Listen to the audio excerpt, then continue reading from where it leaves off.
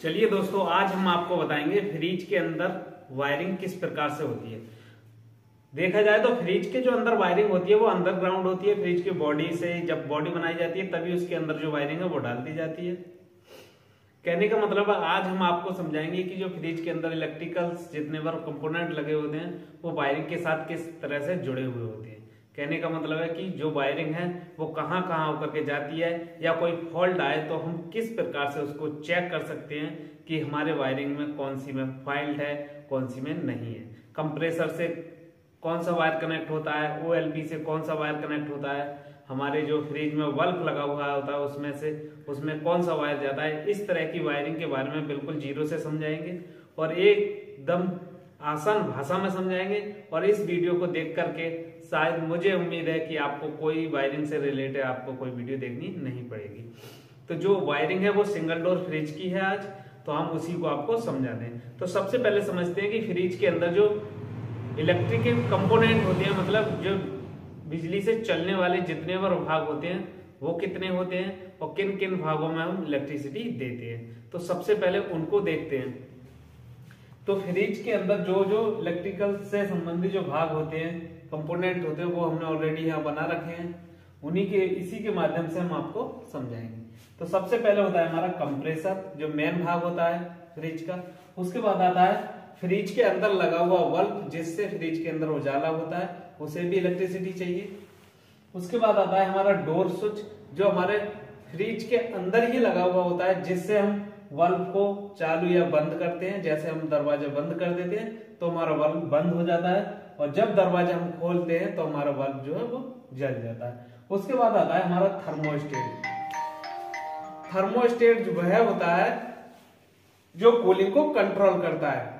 जैसे हमें कूलिंग कम प्राप्त करनी है, यानी कि हमको कूलिंग कम चाहिए, तो हम उसको मैनुअली घुमा करके कंट्रोल कर सकते हैं। वो फ्रीजर के जस्ट बराबर से लगा हुआ होता है, जिसको घुमा करके हम कूलिंग को कंट्रोल करते हैं, वो हमारा होता है थर्मोस्टेट। उसका कार्य होता है फ्रिज के अंदर कूलिंग को कंट्रोल करके उसमें कूलिंग को बनाए रखना, यानी कि जो हमने उसमें सेट कर दिया उतनी कूलिंग को बनाए रखे, ना उससे ज्यादा ना उससे कम। तो ये होता है हमारा थर्मोस्टेट का कार्य। डोर स्विच का मैंने बता दिया, ये बल्ब को ऑन ऑफ करने के लिए होता है, और बल्ब का जो होता है वो उजाला करने के लिए होता है। 4 कंपोनेंट हमारे लगे हुए होते हैं फ्रिज के अंदर, जिसमें हम इलेक्ट्रिकल सप्लाई देते हैं। तो चलिए इनका वायरिंग करते हैं और समझाते हैं कि किस प्रकार से हमारी वायरिंग होती है। तो सबसे पहले जो हमारी मेन केबल होती है उसमें 3 पॉइंट होते हैं सप्लाई देने के लिए। इस प्रकार से 3 नॉब देखने को आपको मिलेंगी। जो हमारा प्लग होता है 3 पिन टॉप, उसमें जो हमारी सबसे ऊपर जो नॉब होती है वो होती है हमारी अर्थिंग की, जो कि हमने ऑलरेडी इसको लिख रखा है। और जो हमारे इन नीचे की तरफ 2 जो पिन होती है उसमें फेस न्यूट्रल की हमारी सप्लाई होती है।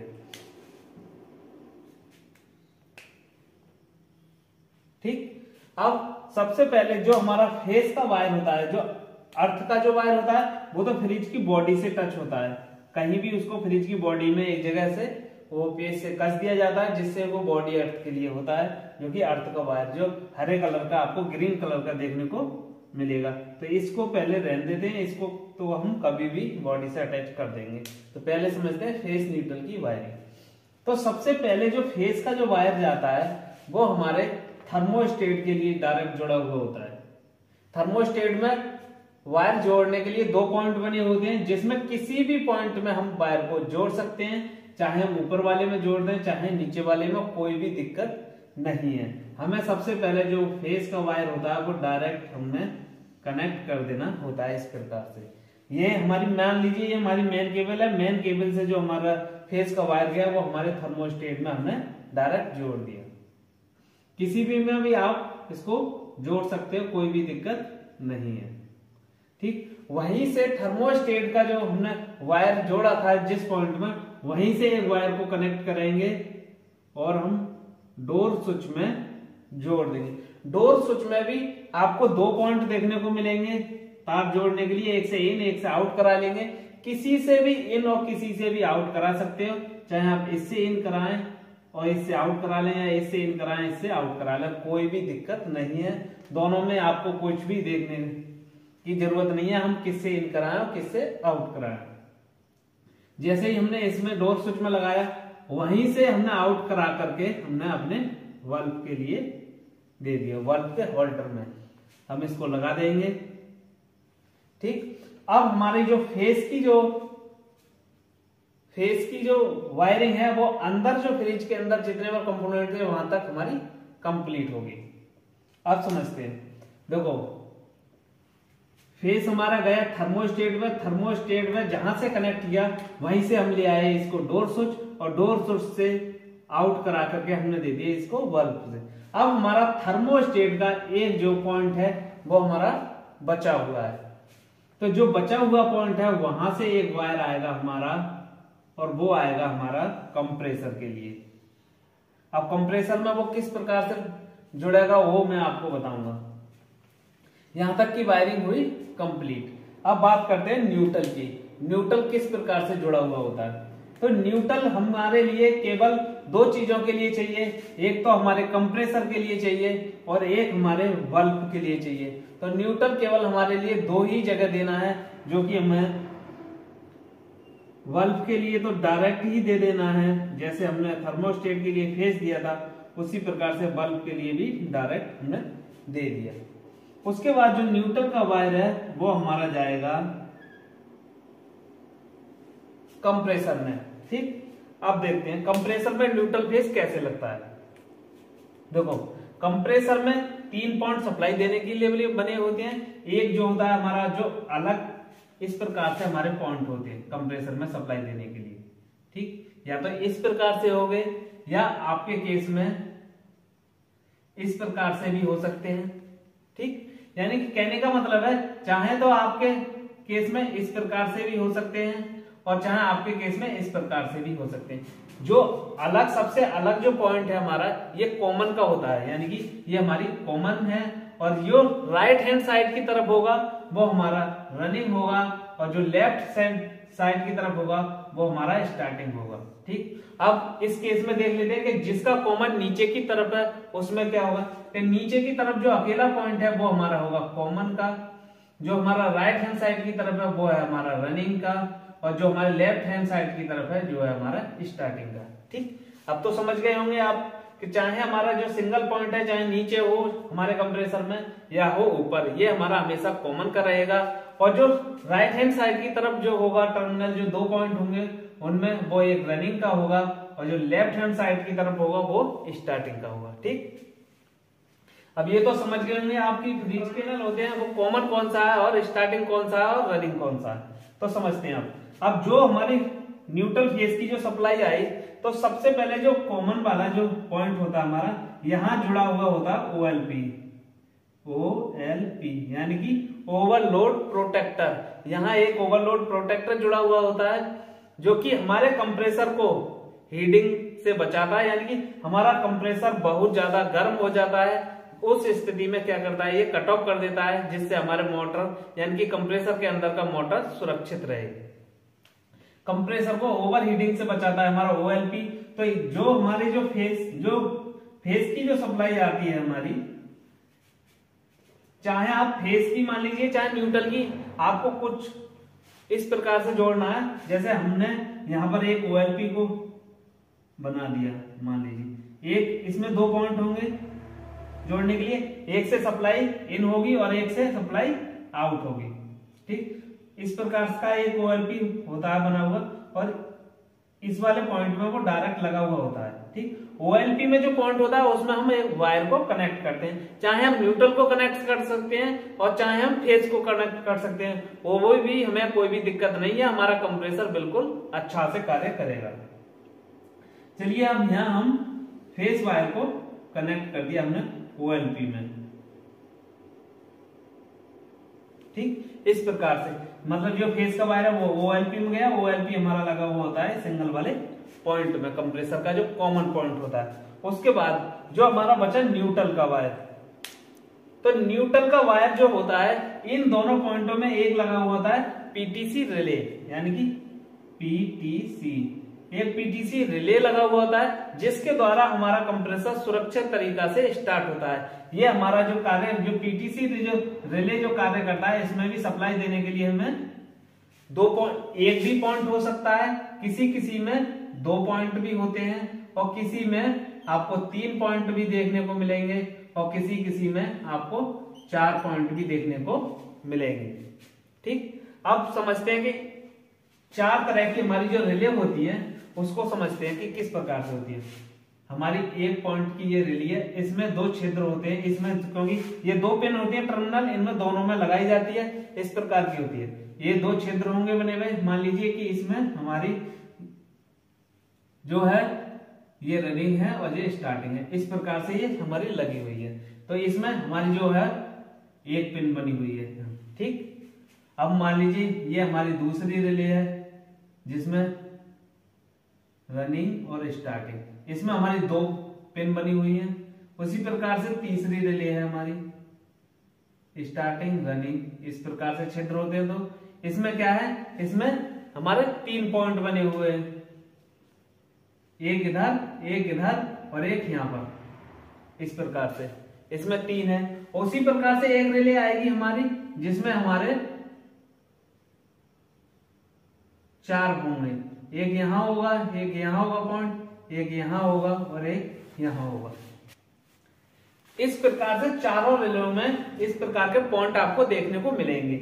आपके केस में कोई भी रिले रही हो आपके फ्रिज के अंदर, ठीक, उसे समझते हैं। मान लीजिए ये हमारी रिले है इस फ्रिज के अंदर, अगर इस फ्रिज के अंदर ये रिले लगी हुई है जिसमें 1 पॉइंट है हमारा, तो अगर इस प्रकार से वो रिले हमारे इसमें लगी हुई है इसमें, और ये हमारा है रनिंग और ये स्टार्टिंग, तो यो हमारा जो न्यूट्रल का जो वायर है इसको हम कनेक्ट करेंगे अपने रनिंग वाले पॉइंट पे, इस प्रकार से। कहां कनेक्ट करेंगे इसको? रनिंग वाले पॉइंट पे, इस प्रकार से। अब जब रनिंग वाले पॉइंट पे ये कनेक्ट हो जाएगा तो हमारा जो कंप्रेसर है वो एकदम बढ़िया तरीके से स्टार्ट होगा, क्योंकि जो पीटीसी रिले होती है वो हमारे रनिंग से स्टार्टिंग में शॉर्ट मार करके कंप्रेसर को स्टार्ट कर देती है, उसके बाद में स्टार्टिंग वाइंडिंग को काट देती है, फिर स्टार्टिंग वाइंडिंग को वो सप्लाई नहीं देती है। अगर आपके केस में 2 पॉइंट वाली रिले है जिसमें सप्लाई देने के लिए 2 पॉइंट बने हुए हैं, उस केस में क्या करेंगे कि जो रनिंग का पॉइंट होगा जिधर साइड में, उधर ही साइड में हमको क्या देना है, सप्लाई देना है, ना कि हम स्टार्टिंग साइड में। अगर यहाँ साइड में हम सप्लाई दे देंगे तो हमारा कंप्रेसर 1 सेकंड या 2 सेकंड या 5 सेकंड के लिए ही चलेगा, उसके बाद ट्रिप हो जाएगा। समझते हैं ध्यान से, क्योंकि स्टार्टिंग बाइंडिंग में क्या होता है कि तार जो कम होता है जिससे हमारा कंप्रेसर लोड नहीं ले सकता, और ना ही वो हमारे कंप्रेसर को घुमाने के लिए बनी हुई होती है, वो केवल स्टार्टिंग के लिए बनी होती है, जिसके कारण हम उस बाइंडिंग पे कंप्रेसर को नहीं चला सकते। अगर किसी भी कारण से उस कंप्रेसर को स्टार्टिंग बाइंडिंग पे चलाया भी गया तो भी हमारा कंप्रेसर चलने वाला नहीं है। अगर चल भी गया तो ज्यादा देर नहीं चलेगा, उससे हमारी बाइंडिंग जल सकती है। अगर आपके केस में 2 पॉइंट वाली सप्लाई देने वाली अगर रिले है तो उसमें भी हमको रनिंग ही पॉइंट पर सप्लाई को देना है, ना कि स्टार्टिंग पॉइंट पर। ठीक, उसके बाद अगर आपके केस में हो सकता है कि 3 पॉइंट रिले के अंदर सप्लाई देने के लिए हो सकते हैं, तो उसके अंदर क्या करेंगे कि जो हमारी सप्लाई होगी उसको रनिंग के पॉइंट में देंगे।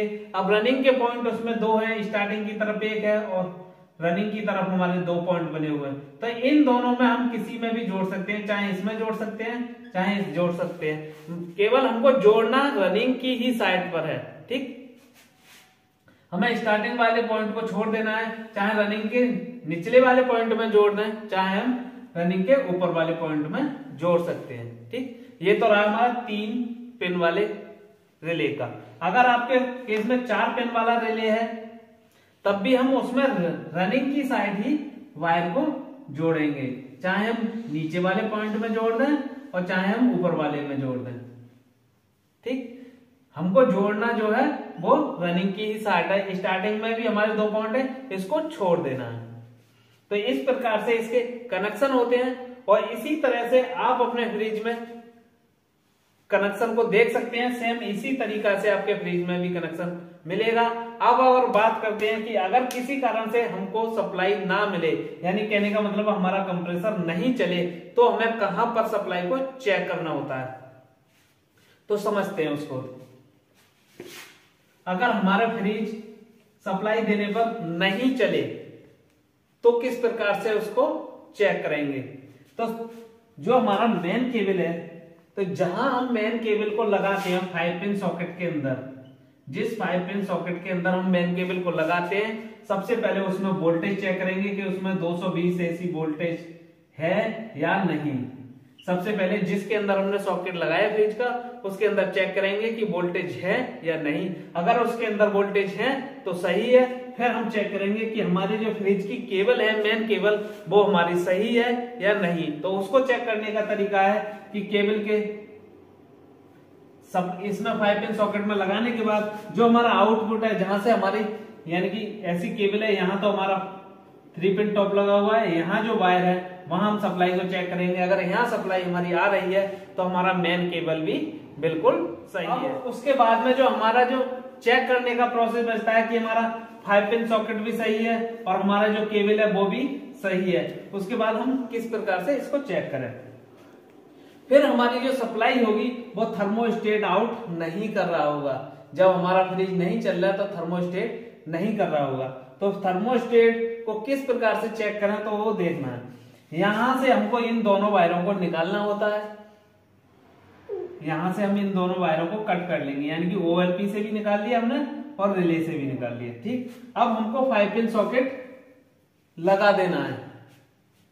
लगा देने के बाद इन दोनों पर हम सप्लाई को चेक करेंगे।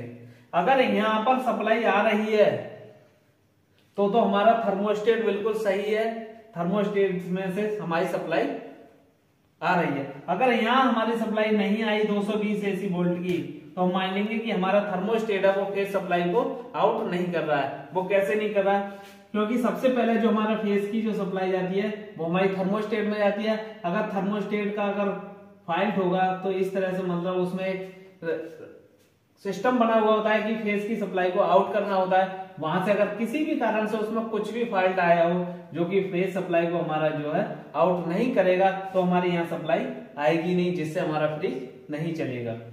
थर्मोस्टेट को चेक करने के लिए थर्मोस्टेट खोल कर भी निकाल सकते हैं, जिसमें सप्लाई देने के लिए 2 पॉइंट बने हुए हैं। दोनों पॉइंटों को हम किसी भी मीटर से, कंटिन्यूटी टेस्टर से या क्लैम मीटर से या कोई भी हमारे पास सीरीज का बल्ब हो, इन दोनों पॉइंटों पर हम अगर चेक करेंगे तो हमारी सप्लाई एक से दूसरे में इन आ जानी चाहिए, तो हमारा जो थर्मोस्टेट है वो सही है। अगर आपको प्लग लगाने के बाद यहां सप्लाई हमारी अगर मिल गई है तो हमारा थर्मोस्टेट सही है। अगर नहीं मिली तो हमारा थर्मोस्टेट खराब होगा। थर्मोस्टेट को बदल देंगे, हमारी प्रॉब्लम सॉल्व हो जाएगी। अगर किसी केस में क्या रहता है कि यहाँ सप्लाई आ रही है, हमारा फ्रिज नहीं चल रहा, तो उसकी जो दिक्कत हो सकती है, या तो हमारा ओवरलोड खराब होगा या हमारी रिले खराब होगी। इन दोनों को चेंज करेंगे तो हमारी प्रॉब्लम सॉल्व हो सकती है। कहने का मतलब है अगर ये दोनों चेंज करने पर भी हमारा कंप्रेसर स्टार्ट नहीं होता है, फिर हम चेक करते हैं कि कंप्रेसर को चेक करना होगा कि कंप्रेसर क्यों नहीं चल रहा। तो इसको कंप्रेसर को चेक करना हम नेक्स्ट वीडियो में बताएंगे। इस वायरिंग के रिलेटेड अगर आपको कोई भी अगर डाउट हो तो कमेंट बॉक्स में दे सकते हैं। ऐसी ही नॉलेजफुल वीडियो देखने के लिए हमारे चैनल को फॉलो करें, ताकि आने वाली वीडियो है वो आपसे मिस ना हो। तो चलिए मिलते हैं किसी नेक्स्ट वीडियो में, तब तक के लिए जय हिंद, जय भारत।